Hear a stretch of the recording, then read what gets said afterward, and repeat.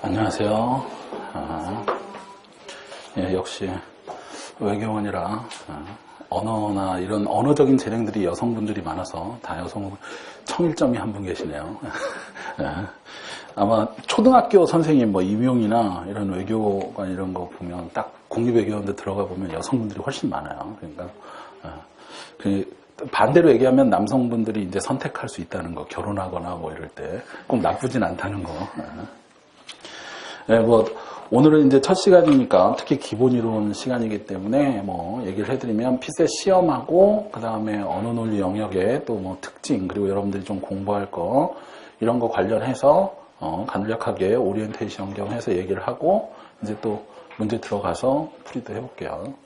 3월 5일 날 며칠 전이죠? 1차 시험 있었는데 뭐 설마 여기서 보신 분 있나요? 없겠죠. 왜냐면 그거 보신 분은 기본 이론을 들으실 게 아니라 모강을 들어야 되니까. 이번에 뭐 시험 보고 나와서 뭐 물론 학생들마다 의견이 좀 천차만별이긴 한데 자료 해석이 뭐 역대급으로 어려웠다. 근데 이제 제가 늘 얘기를 많이 해요. 공부를 안 한 학생은 되게 어려웠다. 근데 나와서 뭐 평이하던데 이 학생 공부를 많이 한 학생이야. 그러니까 여러분들도 공부를 많이 해서 내년에 딱 나오면 쉬웠는데요? 뭐 이렇게 얘기할 수 있는. 언어 논리에서도 뭐 올해 뭐 과학 지문 비중이 좀 올라갔다. 뭐 이런데 뭐 그런 거에 너무 신경 안 쓰셔도 돼요. 올해 그랬으면 내년에는 자료 해석이 쉬울 수도 있고 또 특히 이제까지 한국사, 역사, 인문, 철학 뭐 이런 비중이 컸었기 때문에 과학 지문이 좀 올라갔다는 얘기지 뭐 이게 비율이 깨져가지고 뭐 그렇지 않아요. 항상 특히 피셋 같은 경우에는 대부분 정해진 영역에 이제 뭐 이런 게 나오기 때문에 여러분들이 좀 시험에 대해서 이렇게 이 마인드를 갖고 또 특히 내년까지 한 1년 장기간 계획을 좀 잘 세우고 특히 뭐 1차하고 1차만 붙으실 거 아니잖아요. 2차 그 다음에 면접까지 이렇게 시간별로 딱 배정을 잘 하셔가지고 물론 이제 장기간 시작을 한 학생들한테는 제가 그런 얘기를 많이 해드려요. 뭐냐면 페이스 조절을 잘해야 된다. 특히 페이스 조절이 여름에 휴가철, 크리스마스, 연휴 뭐 이런 거 있으면 막 흔들리고 특히 막 연휴가 꼈잖아요. 그럼 제가 많이 가르치다 보면 처음에는 되게 신기했어. 뭐냐면 한 3, 4일 쉬고 딱 힘차게 나오면 되는데 3, 4일 쉬고 안 나와. 그래서 왜 그럴까? 그러다가 한두 달 또 안 보여요. 자기가 근데 미안해 하실 필요 없어요. 한두 번 빠지면 뭐죠? 자기가 돈 내놓고 안 나온 건데 뭐 자기가 근데 또 미안하고 수업에 나가기 그렇고 그러니까 안 나오다가 한 3, 4달 되고 다시 시험이 가까이 오면 또 얼굴이 나와요. 이렇게. 그래서 어디 갔었니? 그러면 그때 페이스가 무너진 거야. 그러니까 왜냐면 왜 아시죠? 명절 때 이렇게 푹 쉬다 보면 이제 공부하기가 싫은 거죠. 저도 독일에 있다가 귀국한 다음에 살이 한 15kg, 16kg가 쪘어요. 그래서 요즘 다이어트 하느라고 아주 죽겠는데 운동도 그래요. 왜 얼마 전에 2월달에 구정 있잖아요. 구정 때 올시면서 먹으니까 가기가 싫어 이제. 이게 사람 마음이에요. 딱 먹고 포기하게 돼. 그래서 일주일 정도 되면 그래서 제가 늘 얘기해 드리는 게 휴가철, 여름, 남들 놀 때 그리고 뭐 특히 이 남자친구나 여자친구가 있으신 분들은 제가 이런 얘기를 해요. 너무 가까워도 떨어지고 너무 멀어도 떨어지고 그죠? 괜히 헤어지고 막 이러면 고민하다 떨어지고 이러니까 시험에는 적당하게 유지하면서 그죠? 이 서로 윈윈하는 공부도 하고 뭐 하기 위해서 특히 크리스마스 때 뭐 이럴 때 외로워서 떨어지기도 하고요. 그러니까 여러분들이 그런 거 관리를 그러니까 장기간이기 때문에 관리를 좀 잘 하셔야 된다는 얘기예요. 페이스 조절이나 이 관리를 잘 하셔야 좋은 결과를 얻으실 수 있어요. 시험 뭐 대충 피셋이라고 그러죠. 그래서 공직 적격성 검사 여기 제가 이번 달에 8회 기본이에요. 그러니까 뭐 심화, 실정, 그 다음에 뭐 모의고사 뭐 이런 게 있는데 그 단계는 이제 1년 쭉 있으니까 너무 또 여기에만 이렇게 생각하시면 안 돼. 마음이 급하다고 제가 이제 얘기를 해드려요. 막 시중에 문제집 많잖아요. 막 지금 갖다 막 풀어본다. 1년 전인데 그럴 필요 없어요. 제가 얘기해드리면 기본이 제일 중요해요. 기본기를 탄탄히 하고 이제 좀 이따 얘기를 해드리겠지만 실력을 탄탄히 쌓은 다음에 그 다음에 물론 이제 5, 6월 뭐 7, 8월 가면서 좀 실전 다 공부를 하시고 한 10월, 11월쯤 되면 시중에 나와 있는 기출문제집이나 모강문제를 한 2권 사다가 그때까지 2, 3월 달에 한 템포씩 두고 일주일씩 쫙쫙 문제를 푸시면 돼요. 그러니까 그거는 그때 단계에 할 일인데 지금부터 마음이 급하다고 막 사다가 막 푼다고 해서 실력이 느는 게 아니에요. 지금 그렇게 하시는 분들은 한 몇 달 뒤에 풀어도 50점, 몇 달 뒤에 풀어도 50점 똑같아요. 점수가 안 올라요. 그러니까 그거에 대해서 제가 좀 얘기를 해드릴 거예요. 어떻게 해야 피셋이 점수가 쑥쑥 오르냐 그것도 얘기를 해드릴 거고. 어쨌든 8회에 걸쳐서 이번에 언어 논리, 그죠? 그다음에 자료 해석, 상황 판단. 이게 세 가지 영역이죠. 각 40문항이 출제돼요. 그리고 시간은 90분이 줘요. 40문, 그러면 90분, 한 문제당 2분에서 2분 30초. 이게 시간이 남겠네? 이렇게 생각하시면은 안 풀어보신 문제예요. 절대 그렇지 않아요. 근데 처음에 한 5, 6월, 7, 8월까지는 제가 얘기를 해드리면 빨리 푸는 시간을 신경 쓰지 마세요. 한 10월부터 시간을 신경 쓰시고 처음 한 7, 8월, 9월까지는 내용에 대한 꼼꼼히 읽는 거, 그리고 좋은 습관 있죠. 읽는 방법, 독해하는 방법, 뭐 이런 거에 좀 신경을 쓰시면서 한 문제 한 문제 꼼꼼히 읽는 거에 신경을 쓰셔야지 7, 8월까지는 그러니까 시간은 일단 배제시키시고 공부를 하시고 10월 달 들어가면서부터 딱 놓고 이제 아까 제가 그랬죠. 11월쯤 이제 딱 사다 놓고 할 때 타임 재면서 그때는 이제 최소 35에서 40문제를 다 풀어야 돼요. 그 얘기를 해드리는 이유는 얘기해드리면 이게 시간이 절대 남진 않아요. 굉장히 모질라는 시간이에요, 사실은. 이제 이번에도 자료 해석은 3월 5일 날 보고 나온 학생들은 13번부터 20번까지가 죽음의 코스. 근데 그 중간쯤 넣어놔.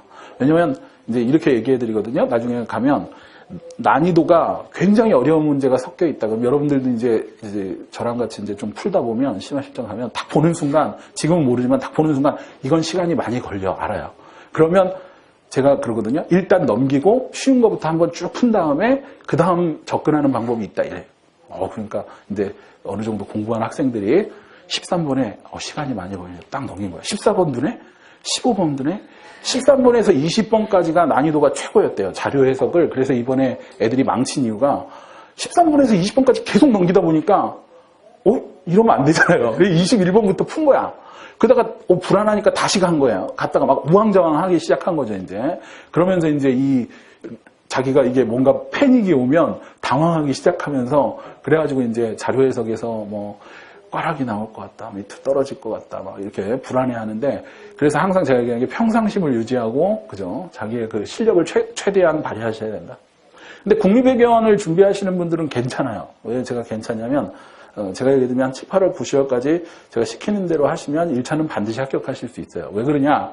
간단하게 얘기하면 행시보다 컷이 낮아요. 그러니까 합격 컷을 얘기해드리면 1차에서 그러니까 제가 얘기하는 거 아직은 지금은 안 나왔죠. 결과가 안 나왔기 때문에 작년 2015년도 기준으로 얘기를 해드리면 1차에서 8배수 정도 뽑아요. 8배수. 그러니까 31명인데 250명 정도 합격. 그러니까 최종 합격 인원. 이거는 일반 외교를 기준으로 해서 얘기해드리는 거예요. 일반 외교 분야에서 31명 선발을 하는데 250명까지 1차를 합격시켜요.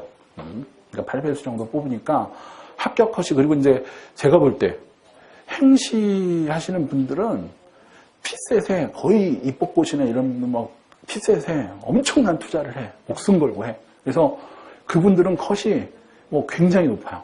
근데 다행히도 여러분들의 경쟁자인 국립외교원에는 어떤 분들이 계시냐면 준비 하나도 안 하고 그냥 가서 보지 뭐. 갔다가 악 하고 오시는 분들이 있어. 근데 그런 분들이 평균을 떨어뜨려. 그래서 국립외교원은 컷이 낮아요. 이게 좋은 소식이죠. 그래서 얘기를 해드리면 일반 외교가 조금 높은 편인데 65점에서 70점. 작년에는 70점 정도에서 컷이 형성돼서 합격 컷이에요. 그리고 이 지역외교나 다른 분야에서는 60점대 초반, 65점 뭐 이래요. 그러니까 제가 얘기해드리면 40문제니까 100점 만점에 하나당 2.5점이죠. 10개 안쪽으로만 틀리시면 합격이에요. 그러니까 10개면 25점이에요. 그러니까 75점대만 확보를 하시면 1차는 합격이다. 그러니까 40개 중에 30문제를 맞추고 10개가 틀린다. 근데 제가 아까 얘기했던 게 일단 다 푸느냐가 문제예요. 35번까지 풀었다. 5개 나간 거야, 그냥. 그죠?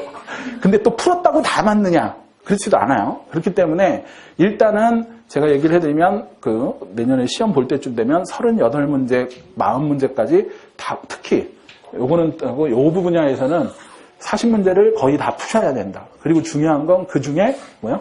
10개 안쪽으로 틀려야 된다. 요것만 생각을 하시면 돼요. 나머지는. 근데 이제 그 배치가 굉장히 많기 때문에 그래서 이 종류별로 다양해요. 이 언어 논리도 마찬가지고 여러분들이 그 국립외교원 시험을 이렇게 생각하시면 돼요. 행시하는 분들이 이렇게 생각하죠. 아, 피셋만 놓고 보면 국립외교원 가서 하면 어때요? 1차는 무조건 합격인데 행시하시는 분들 왜 안 오는지 아세요? 그러면은 나 행시를 바꿔 저 행시에서 외교원으로 갈아탈까? 옛날에는 그런 분들 있잖아. 행시, 외시, 뭐 사법고시 이렇게 30 패스하고 막 이런 분들 있잖아요. 그게 어려운 게 아니야. 사실은 시험 과목이 겹치고 한두 과목만 하면 되니까. 그러니까 지금도 이렇게 하면 피셋이야. 아까 행시 하시는 분들은 막 80점대, 85점대 나오니까 그냥 가서 보면 돼요. 공부 다 해놨겠다. 근데 이제 안 되는 게 2차 보시면은 막 그죠? 통합 논술 막 범위도 없어. 이게 뭐야? 막 그 쓰는 거 막 그다음에 언어. 그죠? 그러니까 언어가 걸려서 행시 분들이 안 오는 거예요. 다행이죠. 만약에 안 그랬으면 그분들이 다 갈아타고 막 오면 거기에는 5년, 10년씩 한 막 장수생들, 베테랑들이 오면 내년에 헌법 들어가죠. 헌법. 이런 거에서는 절대 안 돼. 행시 하시는 분들한테. 근데 다행히 여러분들이 갖고 있는 강점은 언어. 그죠? 근데 문제가 뭐야? 정치학, 경제학, 논술 막 이런 게 이제 그다음에 이제 또 토론. 그죠? 집단 토론 같은 경우 언어. 그죠? 제가 보면 우리나라 학생들이 그 영어를 되게 잘해요. 요즘은 영어 못하는 학생들이 없어. 막 여기 살다 오고 발음도 네이티브야 막. 근데 토론에 약해. 토론만 하면 어디 가서 이렇게 요즘 클럽 가거나 놀 때는 정말 잘해 영어를. 근데 토론에 가서 무슨 주제 얘기해보라고 하면 이제 그 다음부터 용어가 생각이 안 나. 뭐 그러죠. 인민무력부가 영어로 뭐냐 막 이런 거 있잖아요. 그런 거. 그러니까 그런 단어들이나 그 외대 통역대학원 학생들이나 이런 학생들한테도 제가 얘기를 할 때 이제 독어도 플렉스 있고 뭐 많이 가르칠 때 뭐냐면 그 말을 잘하는 거랑 그 다음에 전문 용어라고 그러잖아요. 전문 용어, 전공 용어를 자기가 생각해서 막 영어로 바꾼다? 근데 그게 아니야. 원래 있어요. 뭐 여러분들이 인민무력부 뭐 이렇게 하면 그게 다 있는 거예요. 영어로. 그러니까 그런 공부도 좀 뭐 이건 딴 얘기지만 다 하셔야 돼요. 우리는 지금 요거를 얘기해 드릴 거예요. 이제 요것도 마찬가지인데 대부분 평균 지금 제가 얘기해 드린 70점대 이상만 받으시면 된다. 그래서 10개 안쪽으로 틀리시면 1차는 합격을 하신다 생각을 하시면 되고요. 자, 그러면 이제